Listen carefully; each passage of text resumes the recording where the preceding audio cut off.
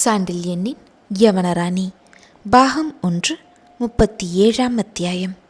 யவன மந்திரம் பூதத்தின் தந்திரம்.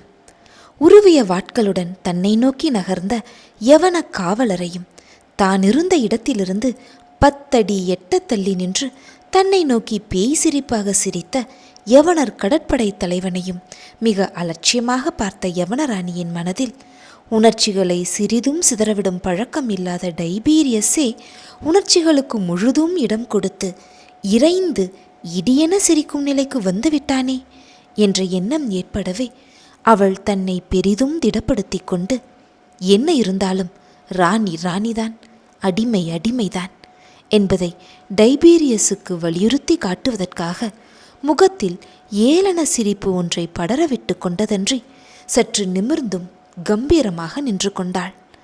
ராணியை தான் சிறை செய்ய உத்தரவிட்டதுமே அவள் முகத்தில் இளஞ்செழியனை பற்றி ஏற்பட்ட கவலை உணர்ச்சி மறைந்து விட்டதையும் அவள் முகத்தில் புன்முறுவல் படிந்ததன்றி கண்களிலும் அலட்சிய பார்வை ஏறிவிட்டதையும் கவனித்த டைபீரியஸ் தன் பேய் சிரிப்பை சற்றே அடக்கிக் கொண்டு ராணியை நோக்கி நகைத்துவிட்ட தவற்றை உணர்ந்தவன் போல் மரியாதையுடன் தலையையும் தரையை நோக்கி தாழ்த்தினான்.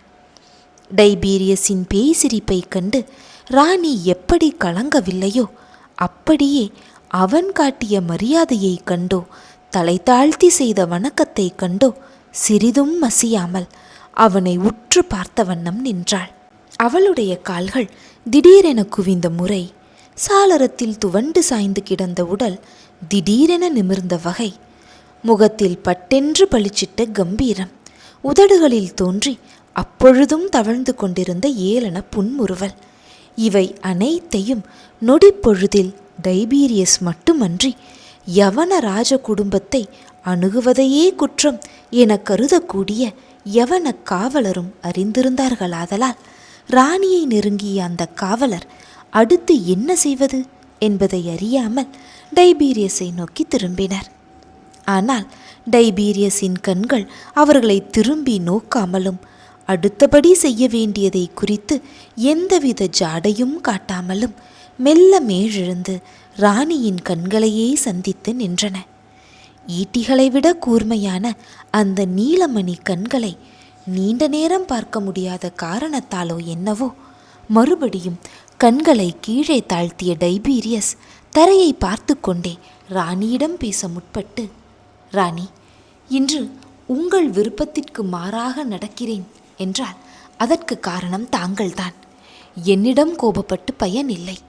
நீங்கள் யவன நாட்டு பெருமையை, யவன மக்கள் அபிலாஷைகளை, யவன குருமார்களின் கட்டளையை நினைப்பில் வைத்து கொண்டிருந்தால் உங்கள் உணர்ச்சிகளின் முன்னணியில் அவற்றை பிரதானமாக வைத்து நடந்து கொண்டிருந்தால் இன்று நீங்கள் இருக்கும் நிலை மட்டுமல்ல, புகாரின் நிலையும் வேறாயிருந்திருக்கும்.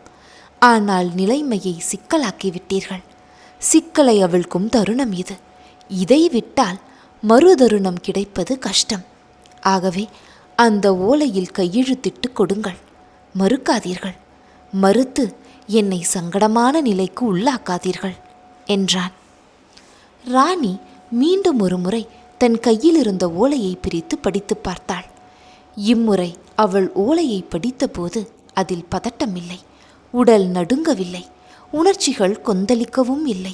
மிக நிதானமாகவே படித்துவிட்டு அந்த பழைய ஏளன சிரிப்புடனேயே டைபீரியஸை பார்த்து, இந்த ஓலையில் நான் கையெழுத்திட்டால் என்று வினவினாள். தாங்கள் புகாரின் ராணி ஆவீர்கள் என்று பதில் சொன்னான் டைபீரியஸ் அமைதியாக. தாங்கள் என்னுடைய பேரமைச்சராகவும் படைத்தலைவராகவும் பதவியேற்பீர்கள் என்று கேள்வி கேட்பது போல ஓலையில் இருந்த விஷயத்தை விவரித்தாள் ராணி. ஆம் ராணி என பதிலுரைத்தான் டைபீரியஸ். பிறகு கேட்டாள் ராணி. புகார் யவனர் படைத்தளமாகும் என்றான் டைபீரியஸ். எப்படி கேட்டாள் ராணி. புகாரில் தற்சமயம் 5000 யவன வீரர்கள் இருக்கிறார்கள் என்றான் டைபீரியஸ். அத்தனை பேர் இருக்கிறார்களா கேட்டாள் ராணி. ஆம் ராணி, அத்தனை பேர் இருக்கிறார்கள். புகாரின் பாதுகாப்பே யவனர் கைகளில்தான் இருக்கிறது என்றான் டைபீரியஸ். தமிழர் படை ஏதும் இல்லையா என கேட்டாள் ராணி. இருக்கிறது ராணி. ஆனால் புகாரில் இருக்கும் படை சொற்பம். சுமார் 1000 வீரர்கள் இருப்பார்கள் என்றான் டைபீரியஸ். ஏன் அத்தனை குறைவாக சோழ மன்னர்கள் தமிழ் வீரர்களை இந்த முக்கிய துறைமுகப்பட்டினத்தில் வைத்திருக்கிறார்கள் கேட்டாள் ராணி. யவனர்கள் மீது அத்தனை நம்பிக்கை அவர்களுக்கு என்றான் டைபீரியஸ். ஓ அப்படியா என்று சொன்ன ராணி மெல்ல நகைத்தாள். ஏன் சிரிக்கிறீர்கள் ராணி என்று வினவினான் டைபீரியஸ். யோசனைகள் எங்கெங்கோ பறந்து கொண்டிருந்ததால் அவள் சிரிப்பின் காரணத்தை ஊகிக்க முடியாமல். யவனர்கள் நம்பிக்கை மோச செயலில் இறங்கிவிட்டார்களே என்று சிரிக்கிறேன் டைபீரியஸ். நேர்மைக்கும் வீரத்துக்கும் பெயர் போனதால் யவனர்களால் தேவதூதன் என மதிக்கப்படும் யவனர் கடற்படை தலைவன் நம்பிக்கை மோசமாகிற இழி செயலில் இறங்குகிறானே என்பதை நினைத்து சிரிக்கிறேன். இத்தகைய இழி செயலில் நிறுவப்படும் அரசு எத்தனை நாளைக்கு நிலைக்கும் என்று நினைத்து சிரிக்கிறேன் என்றாள் ராணி. சாதாரண வாழ்க்கை முறை கொள்கைகளும் கோட்பாடுகளும் ராஜ்ய வாழ்க்கைக்கு ஒவ்வாது ராணி. தினசரி வாழ்க்கை துறையில் தனி மனிதன் கொண்டாடும் நம்பிக்கை மோசம் ராஜ்ய துறையில் ராஜதந்திரம் எனப்படும். தனி மனிதன் இன்னொருவனுடைய உயிரை வாங்குவது கொலை. அதே கொலையை மனிதர்கள் கூட்டமாக பெரும் அளவில் செய்யும்போது அது போர் என்ற புனித சொல்லால் அழைக்கப்படுகிறது. இரண்டுக்கும் அடிப்படை வேறு, தத்துவங்கள் வேறு என்று டைபீரியஸ் விளக்கினான். டைபீரியஸ் மிக சாவதானமாக விளக்கிய தத்துவங்கள் எத்தனை உண்மை என்பதை ராணி அறிந்திருந்தாலும், கபடமான முறைகள் பலவற்றை கையாண்டாலும் முடிவு பயன் தருமானால் அவை ராஜதந்திரம் என்ற போர்வைக்குள் அடங்கிவிடும் என்பதையும் அவள் சந்தேகமற உணராதது போலவே பேசத் தொடங்கி, உன் தத்துவங்களை, அரசியல் தந்திர முறைகளை நான் ஒப்புக்கொள்ளவில்லை டைபீரியஸ். அவை யவனர்களுக்கு உதவுவதற்கு பதிலாக தீமையையே விளைவிக்கும். ராஜதந்திரங்கள் பல உண்டென்றாலும் அறவழியில் அரசு சம்பாதிப்பதை நமது குருமார்களும் தடுக்கவில்லை. தமிழர் அரசியல் யவன அரசுக்கு தொலைதூரத்தில் என்று நாம் இருக்கிறோம். இங்கிருப்பவர்களை நம்பிக்கை மோசம் செய்து வென்றோம் என்றால் மக்கள் கொதித்தெழுவார்கள்.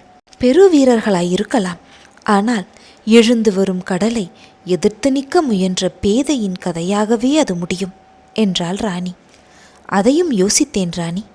ஒரு நடவடிக்கையை எடுக்கும்போது பலாபலன்களை யோசிக்காமல் நடவடிக்கை எடுப்பேன் என்று நீங்கள் நினைப்பதானால் உங்கள் கடற்படை தலைவனை பற்றி எத்தனை தாழ்மையான அபிப்பிராயம் தங்களுக்கு இருக்க வேண்டும் என்று கூறி சற்று வருத்தப்படுபவன் போல் பாசாங்கு செய்த டைபீரியஸ் மேலும் சொன்னான்.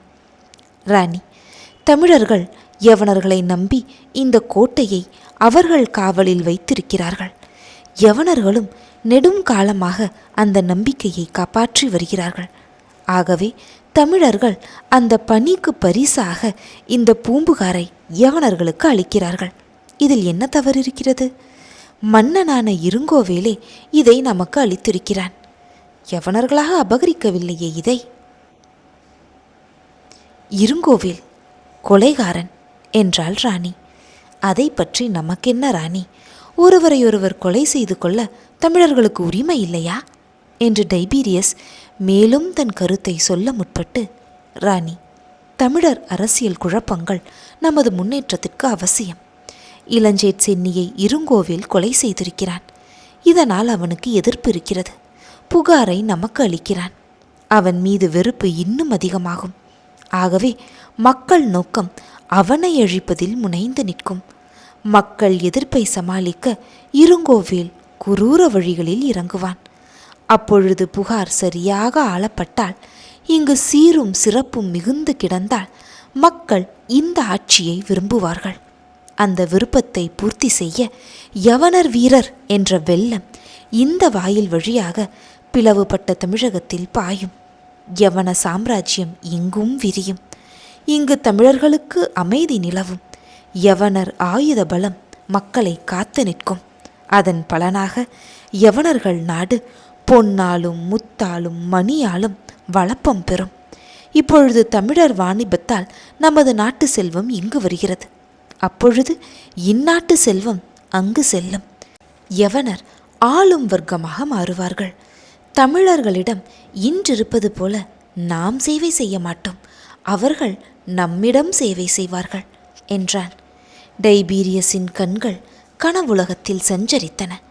யவனர்களின் பெரிய ஏகாதிபத்தியத்தை, எங்கும் விரிந்த பேரரசை, தமிழகத்தை வளைத்து கொண்ட பெருவளையை அகக்கண்களில் கண்டான். அவன் புறக்கண்கள் ஏதோ மயக்கத்தில் இருப்பன போல் தெரிந்தன. உதடுகள் வார்த்தைகளை சில வேளைகளில் மென்மையுடனும் உதிர்ந்தன. அவன் நிலையை ராணி கண்டாள், உணர்ந்தாள். யவன ஏகாதிபத்திய வெறியின் வலையில் அவன் சிக்கி சுழல்வதை பார்த்து பரவசப்பட்டாள்.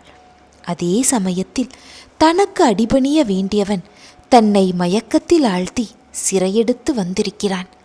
தன் இஷ்டப்படி ஓர் ஓலையில் கையொப்பத்தினை இட செய்கிறான் என்ற நினைப்புகள் அவள் உள்ளத்தில் எழுந்ததாலும், இளஞ்செழியனை தான் மீண்டும் சந்திக்க முடியாத இடத்துக்கு அனுப்பிவிட்டானே என்ற துடிப்பினாலும் மீண்டும் தன் பிடிவாதத்தையே காட்ட முயன்ற ராணி, உன் கனவு எனக்கும் உண்டு டைபீரியஸ்.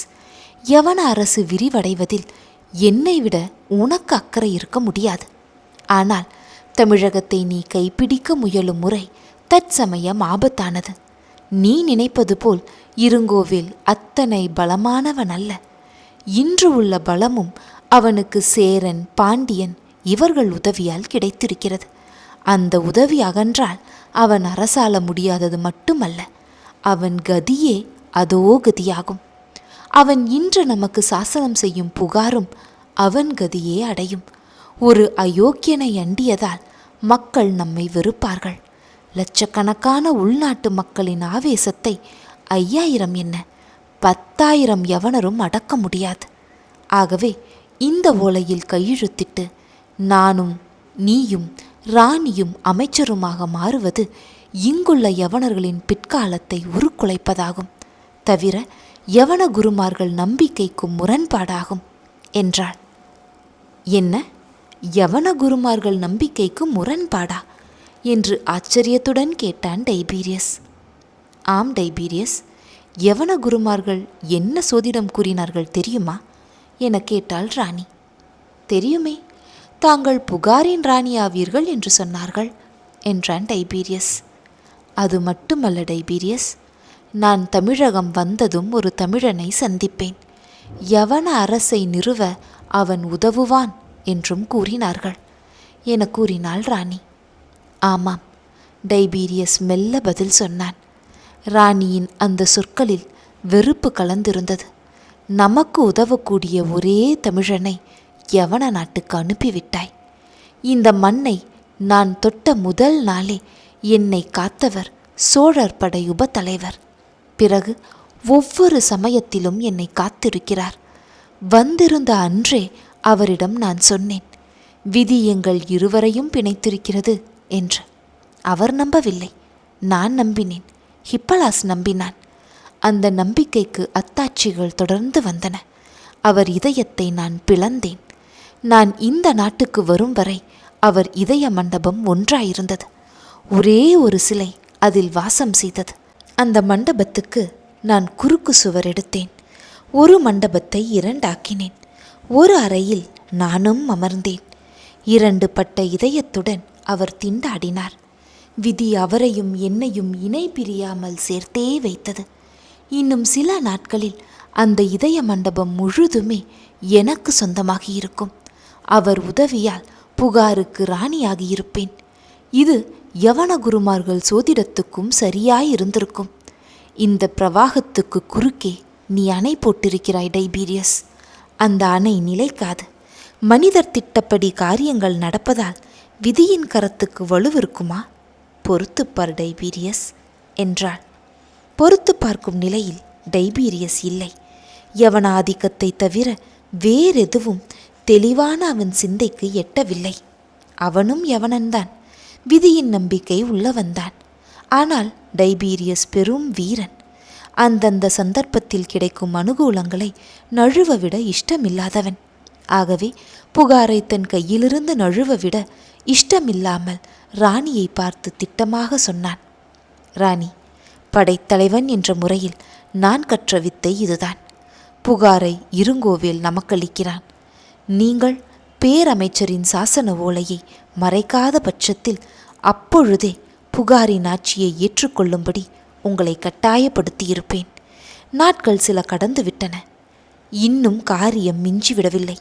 ஆகவே சோழ மன்னன் வெகுமதியை அங்கீகரிக்கும்படி உங்களை கேட்கிறேன்.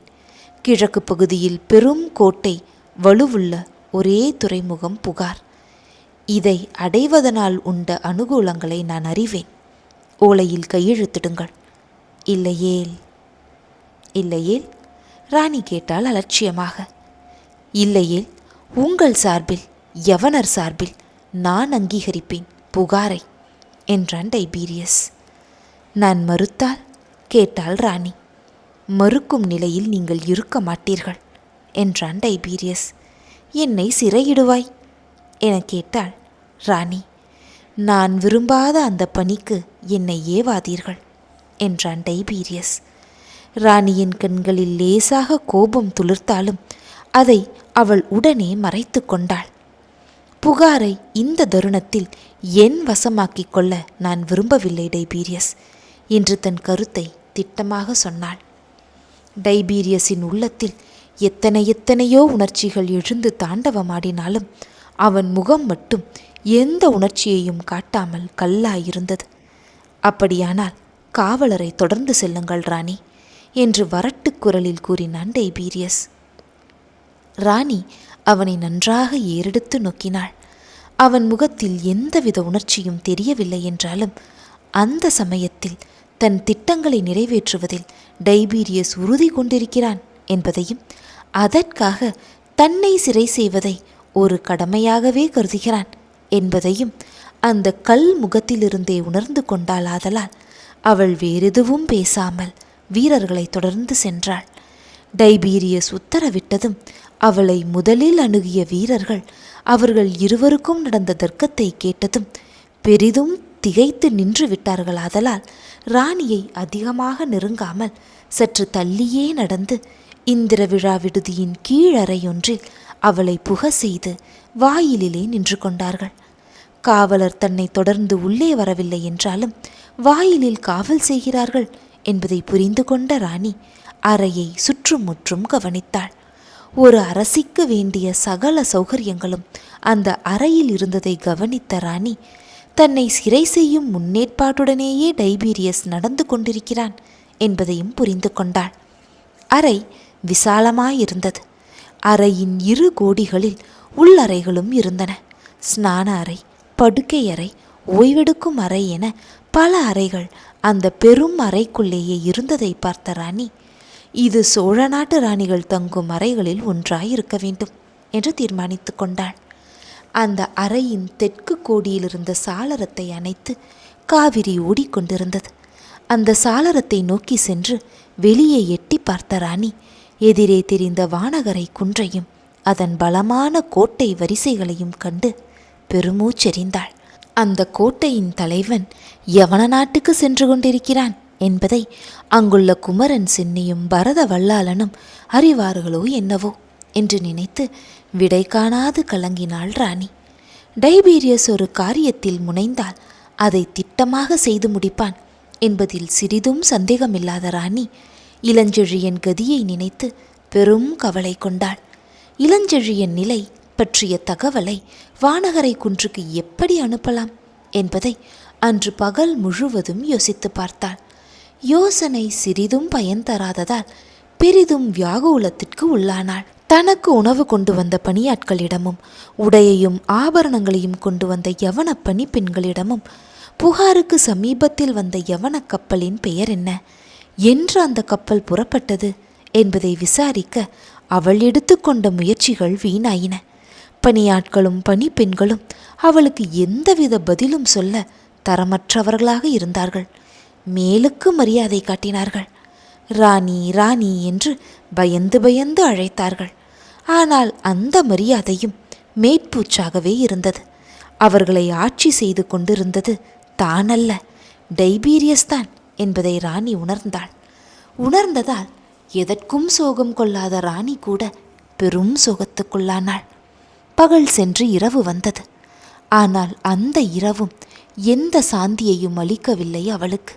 சில வினாடிகள் படுக்கையிலும் பல வினாடிகள் பலகணிக்கருகிலுமாக காலத்தை ஓட்டினாள். அந்த பலகணியும் முதல் ஜாமத்திற்கு பிறகு சாத்தப்பட்டு அதன் வெளிப்புறங்கள் பெரும் இரும்பு சலாகைகளால் இறுக்கப்படுவதை ராணி அறிந்தாள். அறையின் வாயிற்கதவுகள் மட்டும் மூடப்படாமல் இருந்தாலும் அவற்றை வீரர்கள் காத்து நிற்பதை அவள் உணர்ந்தாள்.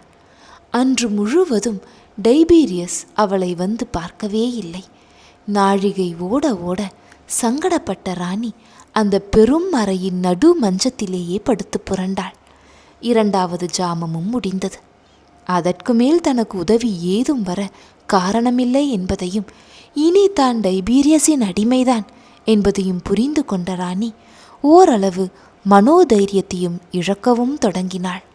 அவள் நினைவு கடலில் எங்கோ சென்று கொண்டிருந்த இளஞ்செழியனை தொடர்ந்து சென்றது. அதனால் ஓரளவு சாந்தி பெற்ற ராணி மஞ்சத்தில் சயனித்து சிறிது நேரம் கண்களை மூடினாள். அப்புறம் தூக்கம் வராததால் எழுந்திருந்து அந்த பெரும் அறையின் மூலையிலிருந்த உள்ளறை பஞ்சனையில் படுக்க சென்றாள். 3வது ஜாமம் ஏறிக்கொண்டிருந்ததால் புகாரின் அரவம் அடங்கிவிட்டதன் விளைவாக இருப்பு சலாகையில் பிணைக்கப்பட்ட பெரும் சாளரத்தின் மூலம் வந்து கொண்டிருந்த ஜன நடமாட்ட ஓசை அடங்கி காவேரி பிரவாக ஒளி மட்டுமே ஓங்கி நின்றதால் அச்சமூட்டும் அமைதியே அந்த அறையில் பரவி கிடந்தது. அந்த நிசப்தத்தை கூட லட்சியம் செய்யாமல் ராணி உள்ளறைக்கு சென்று பஞ்சனையில் படுத்தாள். கண்களையும் அசதியால் சற்றே மூடி உறங்க முயன்றாள். அப்படி கண்களை மூடினாலும் உறக்கம் பிடிக்காததால் விழித்தே சிலையென கிடந்த ராணி திடீரென எச்சரிக்கையடைந்தாள். அவள் படுத்திருந்த கட்டில் மெல்ல மெல்ல யாராலோ அசைக்கப்படுவது போல் தோன்றியதால் ராணி மூச்சை பிடித்து கொண்டு படுத்திருந்தாள். இருமுறை அசைக்கப்பட்டதால் ஆடிய கட்டில் பிறகு அறையின் ஓர் ஓரத்தை நோக்கி மிக மெதுவாக நகரவும் தொடங்கியது. ராணி பிசாசுகளில் நம்பிக்கையில்லாதவள்தான். ஆனால் இரவில் ஒரு கட்டில் தானாக நகர்ந்தாள் யாரைத்தான் அச்சமணுகாது? ஆகவே ஓரளவு அச்சத்துடனேயே ராணி மெல்ல பஞ்சனையில் புரண்டு மஞ்சத்தின் அடிபாகத்தை நோக்கினாள். அங்கு யாரும் இருப்பதாக ராணிக்கு தெரியாததால் அவள் பீதிக்கும் குழப்பத்துக்கும் இலக்கானாள். பூம்புகாரை டைபீரியஸ் அடிமைப்படுத்த முயலுவதால் அந்த பெரும் துறைமுக நகரின் காவல் தேவதையான நாலங்காடி காவற்பூதமே தன் கட்டிலை அசைத்தெடுத்து செல்கிறதோ என்று நினைத்த ராணி மெல்ல நடுங்கவும் செய்தாள். அவள் நடுக்கத்திற்கு நியாயம் கற்பிக்கும் முறையில் கட்டிலுக்கு சற்று தூரத்தில் இருந்த சாளரமும் யாருதவியும் இன்றி மெல்ல அசையத் தொடங்கியது. இது காவற்பூதத்தின் தந்திரம்தான் என்று தீர்மானித்து கொண்ட ராணி மஞ்சத்திலேயே மண்டியிட்டு உட்கார்ந்து நீண்ட நேரம் யவன குருமார்கள் சொல்லிக் கொடுத்த மந்திரங்களை ஓதி பயத்திலிருந்து விடுபட முயன்றாள். அந்த மந்திரம் அவள் உள்ளத்தே ஒலித்தது. ஆனால் காதில் ஒலித்தன ராணி ராணி என்ற சொற்கள் தெளிவுடன் இருமுறை. அந்த குரலை எங்கோ கேட்டது போலிருந்தது ராணிக்கு. ஆனால் உருவம் ஏதுமில்லாமல் அந்த ஒலி மட்டும் எப்படி கேட்கிறது என்பது புரியாததால் ராணி கண்களை விழிக்காமலே யார் நீ என்று கேட்டாள். பதில் திடமாகவும் மெல்லவும் வந்தது. பதிலை கேட்டதும் உடல் சிலிர்த்தது ராணிக்கு. என்ன அதிசயம்! இது எப்படி சாத்தியம் என்று தன்னைத்தானே கேட்டுக்கொண்டாள் ராணி.